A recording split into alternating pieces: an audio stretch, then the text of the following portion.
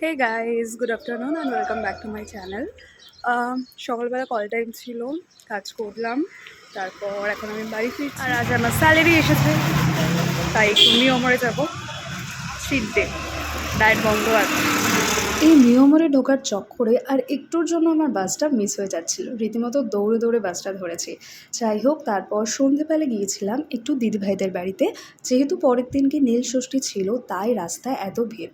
এটা নিয়ে তো আমি সেপারেট একটা ভিডিও তোমাদের সাথে শেয়ার করেইছি, যে দাদাভাই জলছত্রের আয়োজন করেছিল, আমরা সবাই মিলে দিনটা বেশ ভালোভাবে কাটিয়েছি। তারপর ওখানে টুকটাক একটু খাওয়া দাওয়া করলাম।